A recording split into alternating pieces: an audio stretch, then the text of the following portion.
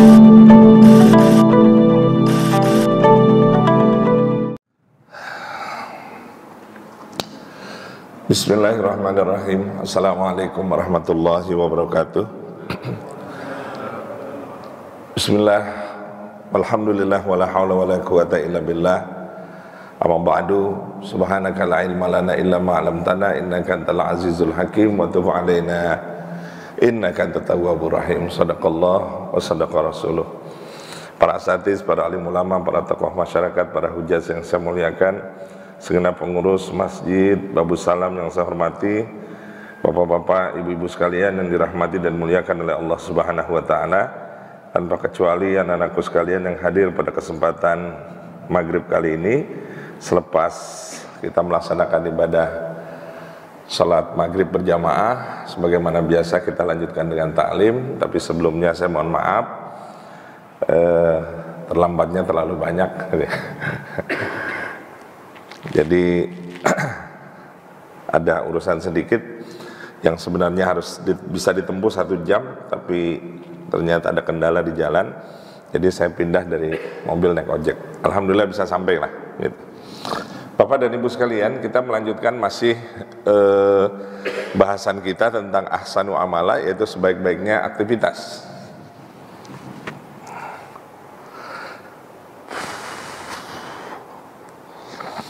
Ini yang kemarin kita sampai di sini, standar aktivitasnya ada ilmu, ada iman, ada ikhlas, ada dzauq, ada rasa. Nah ini sekarang kita masuk, mudah-mudahan waktu yang kita maksimalkan ini.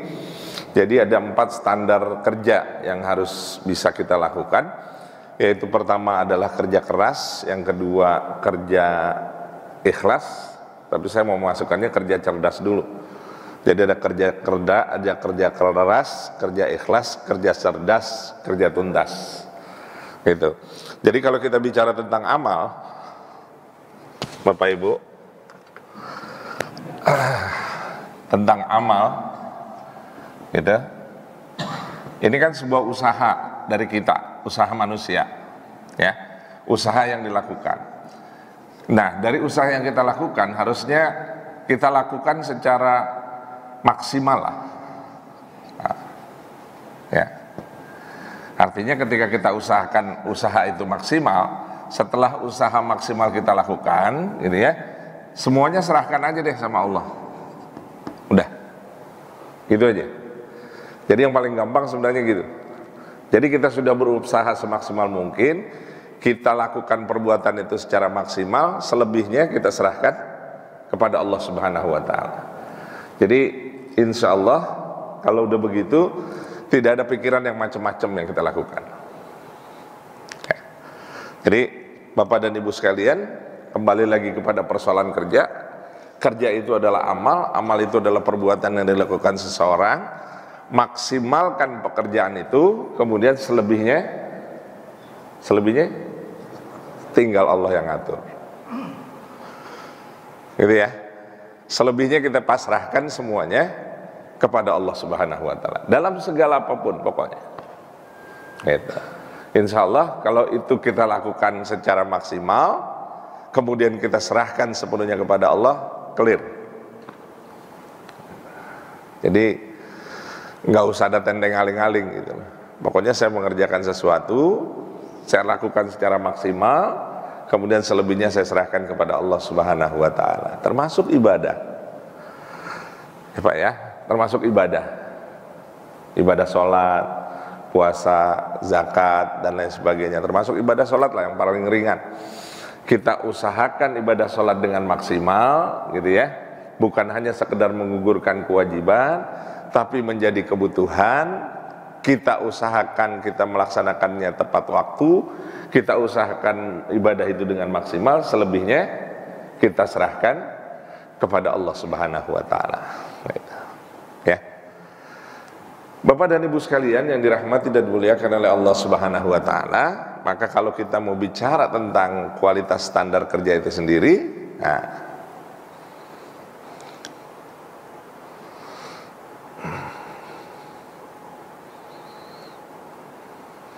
jelas ya. Jadi usahanya adalah usaha maksimal. Dia betul-betul melaksanakan aktivitas kegiatannya dengan semaksimal mungkin. Nah, kalau kita bicara tentang maksimalitas dalam ibadah, maksimalitas dalam perbuatan, maka sesungguhnya yang di sini yang banyak dipergunakan adalah otot.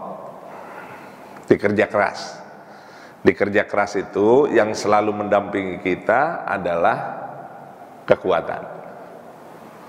Contoh deh, ya.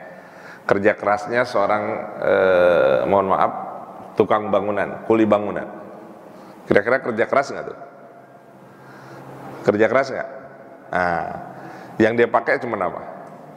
Kekuatan. Dia lakukan kerja keras itu dengan kekuatan. Pokoknya saya akan bekerja keras semaksimal mungkin, saya upayakan kerja keras itu insya Allah akan menghasilkan. Beda dengan yang kedua. Beda yang kedua.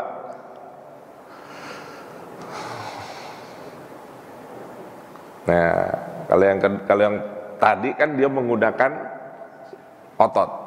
Kalau ini menggunakan otot dan otak. Makanya di sini dikatakan kerja cerdas adalah kerja yang standarisasinya dilakukan secara efektif dan efisien, dan bukan pekerjaan tanpa perhitungan yang matang. Bila tidak memiliki kompetensi, maka pekerjaan yang diberikan tidak akan dilakukan. Maka tolok ukurnya, kinerja yang baik dan benar menjadi penting sebagai standar kualitas yang harus tetap dipertahankan. Ya, ini masalah pekerjaan, Pak. Ya, masalah pekerjaan.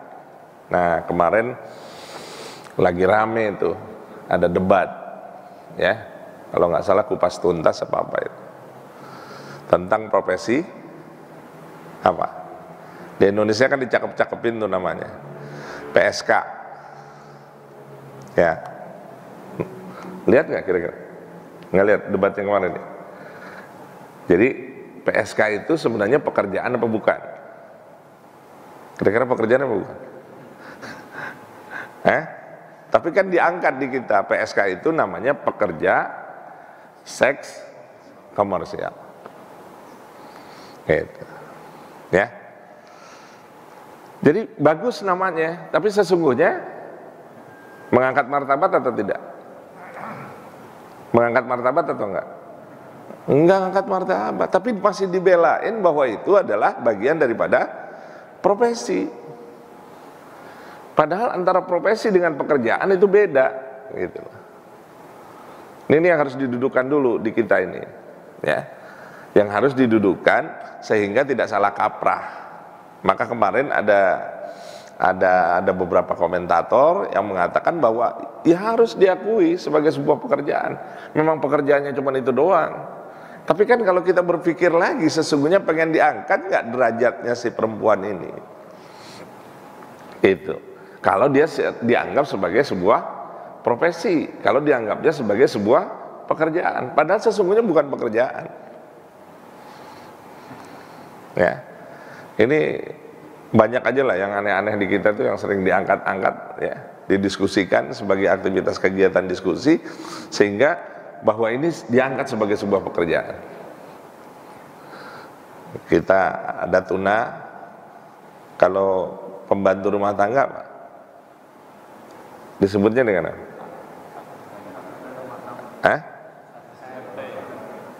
Apa? Asisten rumah tangga. Namanya bagus kan? Gitu. Bahkan ada yang katanya mau berhenti jadi pembantu, dia mau cari pekerjaan lain. Gantinya apa? Ya di pendidikan tinggi banyak pembantunya, ada pembantu rektor, ada pembantu dekan. Gitu. Jadi sebuah prosesi yang kadang-kadang gitu ya menjadi guliran-guliran yang akhirnya menjadi perdebatan kemarin. Sempat itu. Kiai Nafis sangat menohok sekali beliau ketika beliau mengatakan bahwa itu bukan profesi. Dan ini tanggung jawab sosial yang harus juga semua orang melek gitu loh. Bukan sebagai dianggap sebuah profesi. Bapak dan Ibu sekalian yang dirahmati dan muliakan oleh Allah Subhanahu wa taala, kalau tadi gitu. Kalau tadi dijelaskan bahwa ada usaha maksimal yang dilakukan oleh seorang kemudian merujuknya kembali kepada Allah Subhanahu wa taala, clear. Maka kalau kita bicara tentang kerja cerdas gitu, maka yang digunakan di dalam hal ini adalah akal pikiran gitu. Cuman sekarang kita bertanya nih Pak, antara orang cerdas sama orang pinter gimana bedanya? Mau pilih yang mana? Yang cerdas apa yang pinter?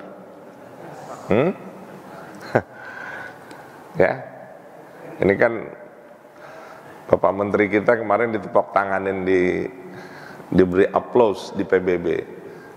Tapi ketika di DPR, ini bicara pendidikan, bahwa pendidikan itu penting. Yang sekarang itu sedang diangkat bagaimana mengangkat harkat derajat seseorang lewat pendidikan. Gitu. Kenapa pendidikan menjadi penting? Karena pendidikan itu akan berbeda dengan yang namanya pengajaran.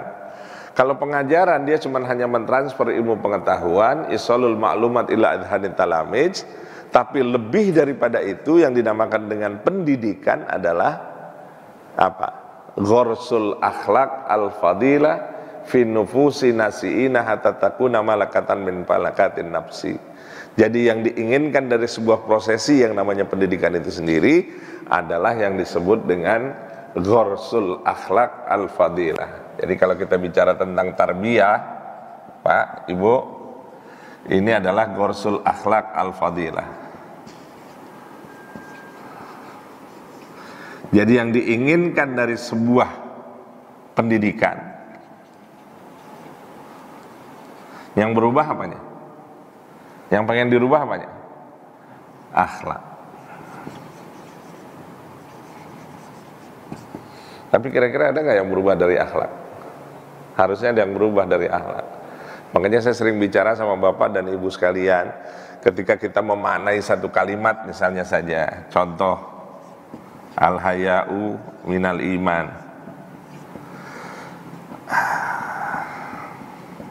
Apa yang mau diartikan? Malu itu sebagian dari iman.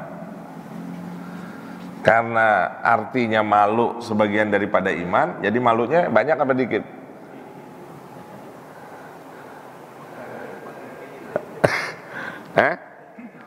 Kira-kira kalau artinya malu sebagian daripada iman, malunya sedikit apa banyak? Harusnya banyak, tapi kenyataannya sedikit, karena yang diinginkan hadir adalah minal iman, daripada iman. Tapi kalau seandainya kita coba mengartikan bahwa malu itu berhubungan dengan apa? Dengan iman, dengan sikap keberimanan, kira-kira setuju yang nomor satu apa yang nomor dua?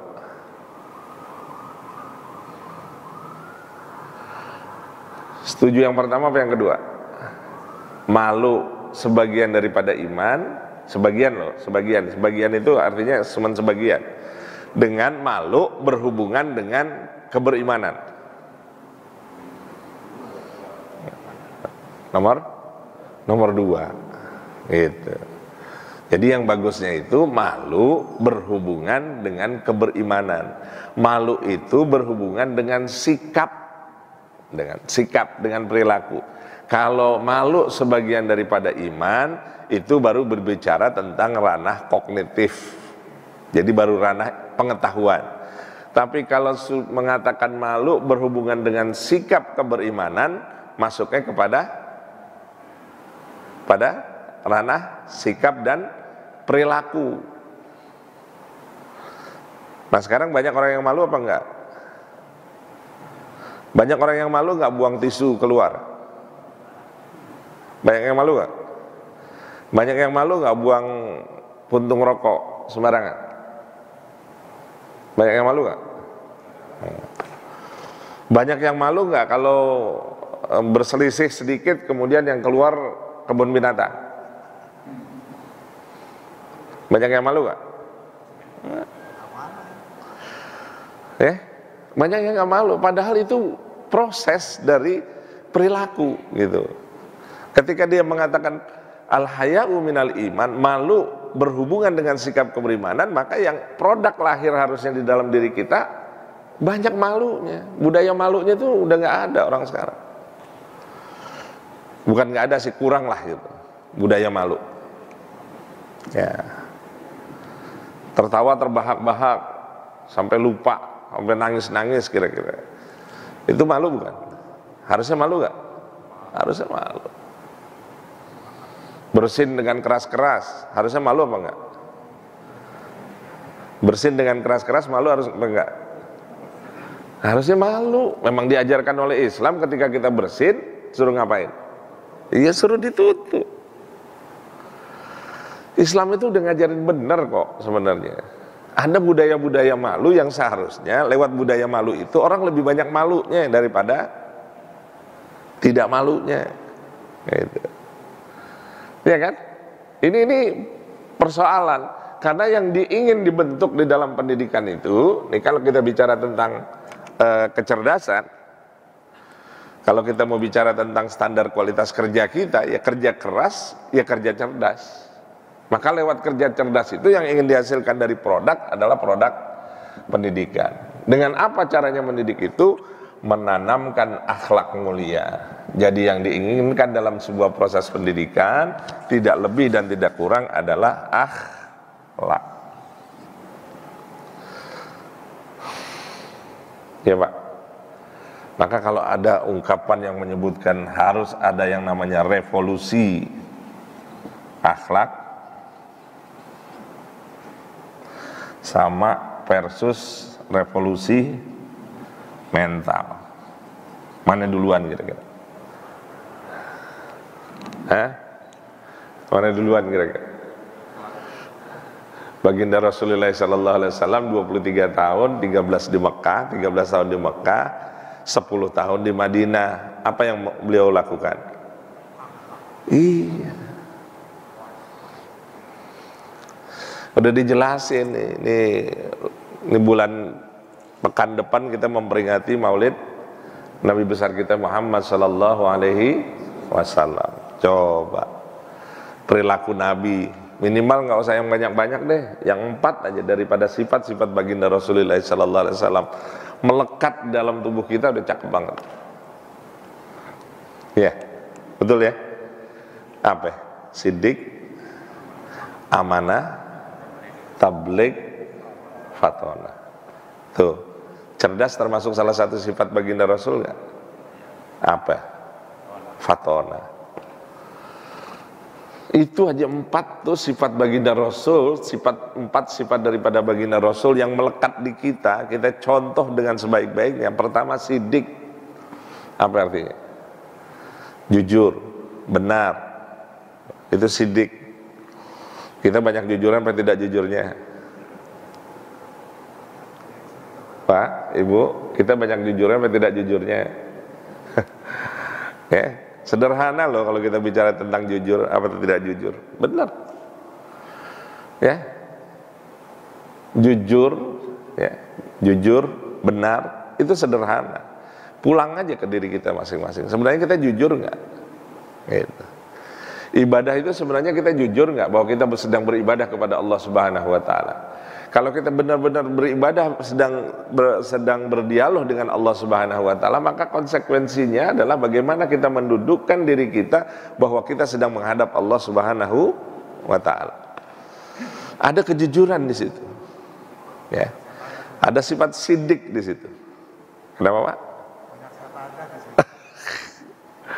Ya. Jujur, benar. Gitu. Ini salah satu sifat daripada sifat baginda Rasulullah SAW. Maka kaitannya dengan revolusi akhlak itu betul-betul yang harus dikedepankan di dalam tatanan kehidupan kita. Akhlak. Saya pernah mengungkapkan ya ke Bapak ya, bagaimana Imam Syafi'i pernah berkata kepada muridnya, beliau mengatakan, aku tidak akan pernah takut terhadap orang yang berilmu. Artinya kata Imam Syafi'i, kalau sekedar ngadu ilmu, aku akan layani. Gitu. Kalau hanya berkait dengan ilmu, aku tidak akan pernah takut dengan orang yang memiliki ilmu. Tapi aku lebih takut terhadap mereka yang mempunyai, yang memiliki akhlak mulia. Ya Pak. Kenapa? Karena orang yang berilmu belum tentu berakhlak. Tapi orang yang berakhlak sudah pasti berilmu. Ya, betul ya? Banyak yang dicontoh kan? Banyak kita lihat kan? Ya Allah, kalau kita lihat para habaib, para asatidz, ketemu tuh sekedar cium tangan aja pada berebut kan? Ya, berebut nggak? Berebut, tangannya pengen dicium, dia kagak mau dicium. Ya kan? Itu dari situ aja akhlaknya luar biasa. Saya pernah lihat siapa tuh ya, Ustadz Kiai siapa gitu loh, waktu diundang ceramah sama salah seorang Habib gitu, Habib Syekh, dia nggak mau duduk di satu kursi, saking apanya tuh, saking apanya itu, ya saking akhlaknya itu, saking beradabnya itu, sampai sebegitu duduknya dia kagak mau. Tuh. Apakah itu berlebih-lebihan? Enggak. Tidak berlebih-lebihan gitu loh. Karena memang itu yang diajarkan, memuliakan orang yang berilmu. Kenapa memuliakan orang yang berilmu? Sejak awal dikatakan yarfa'illah alladzina amanu yarfa'illahu alladzina amanu minkum walladzina utul ilma darajat. Dimuliakan sedemikian rupa. Jadi siddiq. Kemudian yang kedua, bahwa salah satu sifat daripada sifat baginda Rasulullah SAW adalah amanah. Pak, ini amanah. Amanah itu penting. Kenapa amanah itu penting? Karena amanah bakal ditanya. Sama siapa? Sama Allah Subhanahu wa taala. Termasuk nih, hidup kita hari ini, hidup yang Allah berikan kepada kita, amanah bukan? Amanah bukan? Bakal ditanya nggak? Tanya. Allah menitipkan kita pendamping, istri, amanah bukan? Bakal ditanya nggak? Allah lengkapin kehidupan kita, ada istri, ada anak, amanah bukan? Bakal ditanya nggak? Nah, perintahnya jelas nggak dari keluarga yang harus dijadikan apa? Perintahnya jelas, ku anfusakum wa ahlikum naro. Jagalah dirimu, lindungilah dirimu, ku anfusakum dirimu, wa ahlikum keluargamu, naro dari api neraka. Pengennya selalu bilang nanti kita masuk surga sekeluarga, tapi faktanya ya, ini persoalan. Jangan dikira nggak persoalan. Kita berharap kebaikan-kebaikan, tapi sesungguhnya terkadang kita justru tidak menghadirkan kebaikan yang ada. Bapak dan Ibu sekalian yang dirahmati dan muliakan oleh Allah Subhanahu wa taala, dan berikutnya adalah kerja ikhlas. Nah, kerja ikhlas. Jadi kalau kerja cerdas, kerja keras sudah, kerja cerdas sudah, maka ada proses yang disebut dengan kerja ikhlas. Gitu. Jadi kalau bicara tentang kerja ikhlas itu, orang yang paling disukai adalah orang yang apabila dia melakukan sesuatu atau melakukan sebuah pekerjaan, maka dia sempurnakan pekerjaan itu dengan kebaikan. Ya. Jadi Bapak dan Ibu sekalian yang dirahmati dan muliakan oleh Allah Subhanahu wa taala, apabila kita berbuat sesuatu pekerjaan, maka tuntaskan pekerjaan itu dengan sebaik-baiknya, maksimalkan dengan pekerjaan yang baik, kemudian lakukanlah dengan pemikiran yang baik, kemudian kita lakukan dengan penuh keikhlasan. Ya Pak ya, dengan penuh keikhlasan. Insya Allah lewat pekerjaan yang dilakukan dengan kebaikan-kebaikan yang dilakukan dengan kerja keras, kemudian kita lakukan dengan kerja cerdas, kita lakukan dengan kerja ikhlas, insya Allah produk yang dihasilkan seperti yang disampaikan tadi adalah tentang pembentukan akhlak karimah. Kenapa saya katakan tentang akhlakul karimah? Karena ini penting. Kalau kita merujuk kembali kepada akhlak yang dicetuskan oleh baginda Rasul, gitu, hanya 4: siddiq, kemudian yang kedua amanah, yang ketiga tabligh, Yang keempat, fatona. Ya, sidik menghasilkan produk yang tidak hanya kerja keras, gitu, tapi juga di sini ada kerja ikhlas, kerja cerdas dan kerja ikhlas. Amanah kalau benar-benar dipikul sebagai sebuah amanah, dia harus melakukannya dengan kerja keras.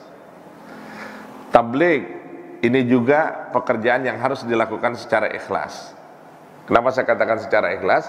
Terhadap siapapun dia punya tugas untuk menyampaikan kebaikan, sekecil apapun kebaikan yang harus dia lakukan, tetap harus dilakukan. Ya Pak, kan di dalam hadis dijelaskan, balighu anni walau ayah, sampaikan sesuatu kebaikan walaupun cuman satu.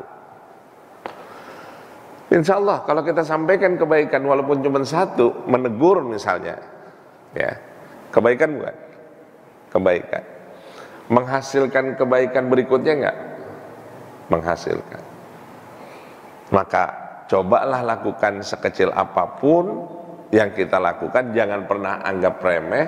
Perbuatan yang kecil itu akan menghasilkan produk kebaikan yang berikut-berikutnya. Ya Pak ya, senyum, kebaikan bukan? Kebaikan. Kalau orang sudah ketemu senyum saja, itu sudah kebaikan. Ininya sama ininya insya Allah nyambung. Kenapa saya katakan ininya sama ininya nyambung? Insya Allah kalau orang senyum ininya nyambung, pikirannya enggak negatif. Kemudian dihasilkan produk dari hatinya itu adalah sesuatu yang positif.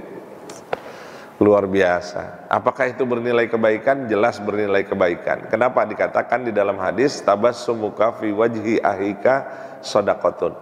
Senyummu terhadap saudaramu adalah sedekah. Jadi kerja ini yang terakhir, kerja keras dilakukan. Fatonah itu adalah kerja cerdas yang harus dilakukan, kemudian dibantu dengan yang namanya plus kerja ikhlas. Nah terakhir Bapak dan Ibu sekalian, yang terakhir sebagai penutup dari kerja cerdas, kerja ikhlas dan kerja keras, kerja ikhlas, kerja cerdas, ini terakhirnya adalah kerja tuntas. Artinya ahsanu amala, sebaik-baiknya pekerjaan yang kita lakukan diusahakan dengan usaha yang maksimal, selebihnya kembalikan kepada Allah Subhanahu wa ta'ala. Jadi keempat hal tadi, baik kerja keras, baik kerja cerdas, baik kerja ikhlas maupun kerja tuntas yang kita lakukan, semuanya kita kembalikan hanya kepada Allah Subhanahu wa ta'ala.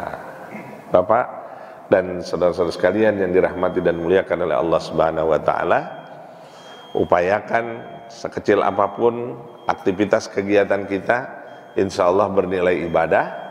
Aktivitas apapun yang kita lakukan, sekecil apapun kebaikan-kebaikan yang kita harapkan, semuanya kita kembalikan kepada Allah Subhanahu wa ta'ala, dan insya Allah berpulang kebaikan tersebut ke dalam diri kita masing-masing, dan insya Allah akan menjadi bagian daripada investasi yang kita tanamkan di dalam kehidupan kita, dan insya Allah nanti kita petik pada saat kita bertemu dengan Allah Subhanahu wa ta'ala.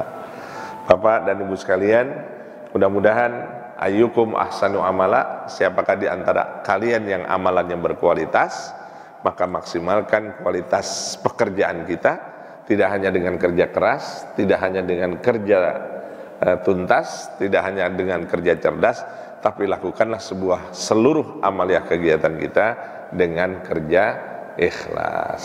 Mudah-mudahan Allah Subhanahu wa ta'ala senantiasa meridhoi seluruh langkah amaliah yang kita lakukan, dan kita berusaha semaksimal mungkin untuk terus meningkatkan amal ibadah kita dengan sebaik-baiknya, terlebih untuk bertakarrub kepada Allah Subhanahu wa ta'ala. Wallahu a'lam bissawab. Demikian barangkali Bapak dan Ibu sekalian, kita berdoa kepada Allah Subhanahu wa ta'ala tanpa tiada henti, terus bermunajah kepada Allah Subhanahu wa ta'ala. kebaikan akan senantiasa menyertai langkah kehidupan kita. Rabbana zalamna anfusana wa illam taghfir lana wa tarhamna lanakunanna minal khasirin. Salimna ya Allah min afati dunya wa azabil akhirah. Allahumma innaka afuwun tuhibbul afwa fa'fu anna ya rahman ya rahim bi rahmatika ya arhamar rahimin. Rabbana atina fid